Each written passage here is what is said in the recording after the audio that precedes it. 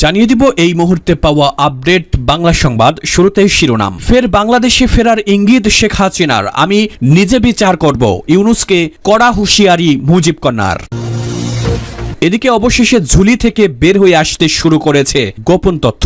সত্য কখনো চাপা থাকে না। ইউনূস ক্ষমতা দখল করেন জাতিসংঘের মানবাধিকার কমিশনের মদদে। এ বিষয়ে শুনবেন জনপ্রিয় পত্রিকা দ্য ওয়ালের একটি গুরুত্বপূর্ণ প্রতিবেদন। এদিকে ট্রাম্প প্রশাসনের চাপ খেতেই খেলা ঘুরে গেল। নজর রাখা হচ্ছে আমেরিকা হুঁশিয়ারি দিতেই চুপসে গেল কি ইউনূস। এবং সবশেষে জানিয়ে দিব কুমিল্লার মুরাদনগরে অন্তর্বর্তী সরকারের উপদেষ্টা আসিফ মাহমুদ সজীব ভুইয়ার নেতৃত্বে আওয়ামী লীগ পুনর্বাসিত হচ্ছে। এতক্ষণে সংবাদ শিরোনামগুলো শুনলেন, এবারে বিস্তারিত। আমি নিজে বিচার করব, ইউনূসকে কড়া হুঁশিয়ারি শেখ হাসিনার। ফের বাংলাদেশে ফেরার ইঙ্গিত দিলেন প্রাক্তন প্রধানমন্ত্রী শেখ হাসিনা। সেই সঙ্গে তিনি জানিয়ে দিলেন যে আওয়ামী লীগের কর্মী সমর্থকদের উপর চলা হামলা ও নির্যাতনের বিচার করা হবে। এক ভার্চুয়াল আলোচনায় দলের কর্মীদের উদ্দেশ্যে দেওয়া বক্তব্যে তিনি বলেন, আল্লাহ সেই জন্যই বাঁচিয়ে রেখেছেন, চিন্তা করবেন না, আসতেছি আমি। প্রায় 1 ঘন্টা 11 মিনিটের এই ভার্চুয়াল আলোচনায় দলের বহু কর্মী জানান তারা এবং তাদের পরিবার বর্তমানে নানা ধরনের নিপীড়নের শিকার। এর জবাবে হাসিনা বলেন, যারা এই জঘন্য কাজ করেছে তাদের বিচার বাংলাদেশে হবেই। আমি নিজে সেই বিচার করব। শহীদ পরিবারদের বলবো, আপনারা ধৈর্য ধরুন, আল্লাহ সেই জন্যই আমাকে বাঁচিয়ে রেখেছেন। এই ভার্চুয়াল সভায় বাংলাদেশের অন্তর্বর্তী সরকারের কড়া সমালোচনাও করেন শেখ হাসিনা। বিশেষ করে সরকারের প্রধান উপদেষ্টা মোহাম্মদ ইউনূসকে নিশানা করে বলেন, ক্ষমতা কক্ষিগত করার জন্য ইউনূস যেভাবে কাজ করছেন তা মানবাধিকার লঙ্ঘনের শামিল। পাশাপাশি তিনি এই সভায় ইউনূসকে সুদখোর এবং মানবতা বিরোধী বলেও কটাক্ষ করেন। হাসিনা আরো জানান, আওয়ামী লীগ সরকার যেভাবে দেশের উন্নয়ন সাধন করেছিল তার তুলনায় বর্তমান পরিস্থিতি ভয়াবহ। তার কথায়, আমরা আমাদের প্রতিপক্ষের সঙ্গে এমন ব্যবহার করিনি, কিন্তু এখন আমাদের কর্মীরা নানাভাবে নিপীড়নের শিকার। পাশাপাশি এদিন আন্তর্জাতিক মানবাধিকার সংস্থা ও মঞ্চে বাংলাদেশের বর্তমান পরিস্থিতি তুলে ধরার কথাও বলেন শেখ হাসিনা। সব মিলিয়ে তার বার্তা পরিষ্কার, দলীয় কর্মীদের উপর হওয়া অন্যায়ের বিচার হবেই এবং সেই বিচার তিনি নিজ হাতে করবেন। ইউনূস ক্ষমতা দখল করেন জাতিসংঘের মানবাধিকার কমিশনের মদদে। গত বছর অগাস্টে বাংলাদেশের দীর্ঘতম ক্ষমতাসীন নির্বাচিত আওয়ামী লীগ সরকারের পতনের জন্য সূক্ষ্ম পরিকল্পনা এবং শাসন ব্যবস্থা পরিবর্তনে জাতিসংঘ ও মার্কিন যুক্তরাষ্ট্রের যে বিশাল ভূমিকা ছিল তার কালোবিড়াল অবশেষে ঝুলি থেকে বের হয়ে আসতে শুরু করেছে। মার্কিন প্রেসিডেন্ট ডোনাল্ড ট্রাম্প ইতিমধ্যে বর্ণনা করেছেন কিভাবে তার পূর্বসূরি জো বাইডেনের সরকার বাংলাদেশকে অস্থিতিশীল করতে চেষ্টা করেছেন। বাইডেন তার সরকারের একজন গুরুত্বপূর্ণ কর্মকর্তা দক্ষিণ ও মধ্য এশিয়া বিষয়ক সহকারী পররাষ্ট্র সচিব ডোনাল্ড লুকে দায়িত্ব দিয়েছিলেন। তাকে এই কাজে সর্বাত্মক সহায়তা করেছিলেন বাংলাদেশে নিযুক্ত মার্কিন রাষ্ট্রদূত পিটার হাস। তাদের সঙ্গে ছিল এই দেশের ডজনখানেক এনজিও, যাদের কর্মকর্তারা বর্তমানে ইউনূস সরকারের উপদেষ্টা পদে রয়েছেন। তারা শেখ হাসিনা সরকার উৎখাতের সর্বশেষ সভাটি করেছিলেন 2024 সালের মে মাসে ঢাকায়। সে সভায় উপস্থিত ছিলেন বাংলাদেশের 6টি এনজিওর সিনিয়র কর্মকর্তা, যার মধ্যে গ্রামীণের ফারহানা ইসলাম ও জেন ল্যাবের ইশরাত রৌফ অন্যতম। মার্কিন রাষ্ট্রপতি ডোনাল্ড ট্রাম্প এর মধ্যে বিশ্বকে জানিয়ে দিয়েছেন তার পূর্বসূরি জো বাইডেন বাংলাদেশের রাজনৈতিক পরিস্থিতি শক্তিশালী করার জন্য 2 ব্যক্তির মালিকানাধীন একটি প্রতিষ্ঠানের মাধ্যমে 29 মিলিয়ন মার্কিন ডলার বাংলাদেশে পাচার করেছিল। তিনি এও ঘোষণা করেছেন যে সব মিলিয়ে এই কাজে বাংলাদেশে 50 মিলিয়ন ডলার প্রবেশ করেছিল। তার মতে এই বিশাল পরিমাণের অর্থ মূলত বাংলাদেশের 2টি এনজিওর মাধ্যমে বিভিন্ন সরকার বিরোধী কাজে ব্যয় করা হয়েছিল।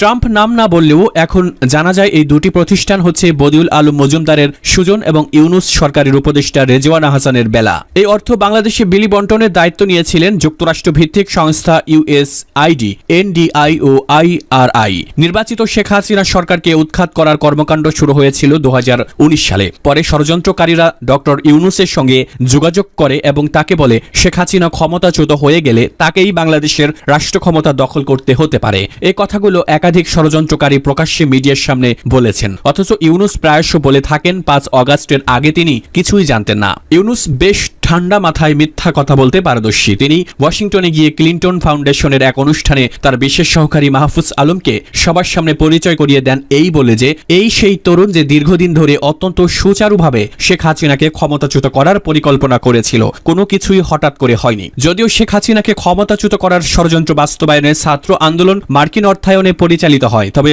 জাতিসংঘ এর চূড়ান্ত সাফল্য আরও নির্ণায়কের ভূমিকা পালন করেছে বলে এখন জাতিসংঘের মানবাধিকার কমিশনের প্রধান ভলকার ওয়াকার তুর্ক বিবিসিকে দেওয়া সাক্ষাৎকারে পরিষ্কার করে দিয়েছেন। এই ব্যক্তিকে ইউনূস নিজ উদ্যোগে আমন্ত্রণ জানিয়ে বাংলাদেশে নিয়ে এসেছিলেন। তার ভাষায় জুলাই অগস্ট মাসে আন্দোলনকারীদের শেখ হাসিনা কত নির্মমভাবে নির্যাতন চালিয়েছেন তা অনুসন্ধান করার জন্য তুর্ক বাংলাদেশে আসেন, ইউনূসের নির্বাচিত ব্যক্তি ও প্রতিষ্ঠানের সঙ্গে কথা বলেন। তবে তিনি এও স্বীকার করেন যে তার কাজে সরকারের কাছ থেকে পর্যাপ্ত সহায়তা পাননি। এটি ছিল তুর্কের একটি চালাকি, যাতে তিনি জনগণকে বোঝাতে পারেন তিনি সম্পূর্ণ নিরপেক্ষভাবে কাজ করছেন। আওয়ামী লীগের একজন সাবেক সংসদ সদস্য একটি বিদেশি গণমাধ্যমে বলেন, তিনি তুর্কের সঙ্গে কথা বলতে চেয়ে চিঠি দিয়ে বিফল হয়েছেন। তুর্ক বাংলাদেশ সেনাবাহিনীকে সতর্ক করে দিয়েছিলেন যে জুলাই অগাস্ট 2024 সালের ছাত্র বিক্ষোভ দমনে সেনাবাহিনী জড়িত হলে জাতিসংঘ শান্তিরক্ষা মিশন থেকে তাদের নিষিদ্ধ করা হবে। অথচ বাংলাদেশে দেশের মানুষের জানমাল রক্ষা করার কাজে বেসামরিক প্রশাসনকে সহায়তা করা দেশের সশস্ত্র বাহিনীর সাংবিধানিক দায়িত্ব।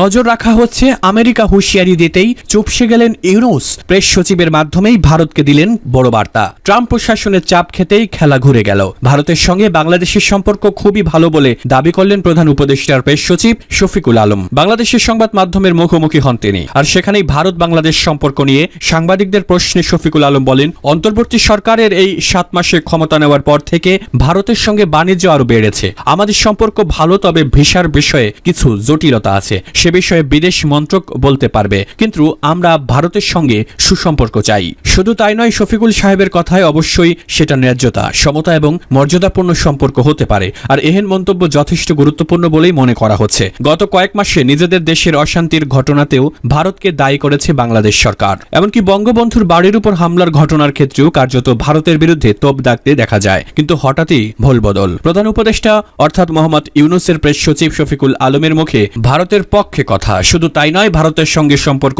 ভালো রাখার বার্তাও দিতে শোনা যাচ্ছে। কিন্তু হঠাৎ এমন স্তুতি কেন? রাজনৈতিক মহলের একাংশের মতে বাংলাদেশের সংখ্যালঘু নিপীড়ন নিয়ে নতুন করে মুখ খুলেছে আমেরিকা। শুধু তাই নয়, সংখ্যালঘুদের উপর অত্যাচারের ঘটনায় মার্কিন বিদেশ দপ্তর নিন্দা পর্যন্ত প্রকাশ করেছে। এখানেই শেষ নয়, মোহাম্মদ ইউনূসের নেতৃত্বাধীন অন্তর্বর্তী সরকার এই বিষয়ে কি পদক্ষেপ নেয় সেদিকেও নজর রাখা হচ্ছে। ওয়াশিংটনের তরফে বার্তা দেওয়া হয়েছে। এই প্রসঙ্গে মার্কিন বিদেশ দপ্তরের মুখপাত্র ট্যামি ব্রুস জানিয়েছেন, কোনো দেশেই সংখ্যালঘু মানুষের উপর অত্যাচার হলে তার নিন্দাযোগ্য। মুরাদনগরে আওয়ামী লীগকে পুনর্বাসন করা হচ্ছে, এক উপদেষ্টার বিরুদ্ধে অভিযোগ বিএনপির। কুমিল্লার মুরাদনগরে অন্তর্বর্তী সরকারের উপদেষ্টা আসিফ মাহমুদ সজীব ভুইয়ার নেতৃত্বে আওয়ামী লীগের নেতাকর্মীদের পুনর্বাসন করা হচ্ছে বলে অভিযোগ করেছেন মুরাদনগর উপজেলা বিএনপি নেতাকর্মীরা। এই অভিযোগ নাকচ করে উপদেষ্টা বলেছেন, স্থানীয় একজন চাঁদাবাজের সহযোগীদের রক্ষার জন্য তার উপরেই দোষারোপ করা হচ্ছে। মঙ্গলবার মুরাদনগর উপজেলা বিএনপি ও অঙ্গ সংগঠনের নেতাকর্মীরা ঢাকা রিপোর্টার্স ইউনিটে সংবাদ সম্মেলন করে এ অভিযোগ করেন। একই সঙ্গে বিএনপির নেতাকর্মীদের মামলায় জড়িয়ে হয়রানি করা হচ্ছে বলে দাবি করেন তারা। সংবাদ সম্মেলনে মুরাদনগর উপজেলা বিএনপির সদস্য সচিব মোল্লা মুজিবুল হক অভিযোগ করেন, অন্তর্বর্তী সরকারের স্থানীয় সরকার, পল্লী উন্নয়ন ও সমবায় বিষয়ক এবং যুব ও ক্রীড়া মন্ত্রণালয়ের উপদেষ্টা আসিফ মাহমুদ ও চাচাতো ভাই ওবায়দ উল্লাহর সহযোগিতায় মুরাদনগরে আওয়ামী লীগের পলাতক নেতাকর্মীদের বাড়িতে ফিরিয়ে আনা হচ্ছে। এসব নেতাকর্মী মুরাদনগরে অস্থিতিশীল পরিস্থিতি তৈরি করছেন, আর এসব কর্মকাণ্ডে বিএনপি ও অঙ্গ সংগঠনের নেতাকর্মীরা বাধা দেওয়ায় তাদের গ্রেপ্তার ও বিভিন্ন মামলায় জড়িয়ে হয়রানি করা হচ্ছে। সংবাদ সম্মেলনে দাবি করা হয়, মুরাদনগরে বৈষম্য বিরোধী আন্দোলনের কমিটিতে উপদেষ্টা আসিফের চাচাতো ভাই ওবায়দ উল্লাহকে আহ্বায়ক করে নিষিদ্ধ ঘোষিত ছাত্রলীগের বিভিন্ন নেতাকর্মীকে অন্তর্ভুক্ত করা হচ্ছে। আওয়ামী লীগের সাবেক সংসদ সদস্য ইউসুফ আব্দুল্লাহ হারুনের ঘনিষ্ঠ সহচর গোলাম কিবরিয়াকে জাতীয় নাগরিক পার্টিতে জায়গা দেওয়া হয়েছে। এছাড়া রমজানের শুরুর দিকে শ্রীকাইল ইউনিয়নের যুবলীগের সভাপতি আনোয়ারকে এনসিপির ব্যানারে সজ্জিত গাড়ি দিয়ে এলাকায় আনা হয়।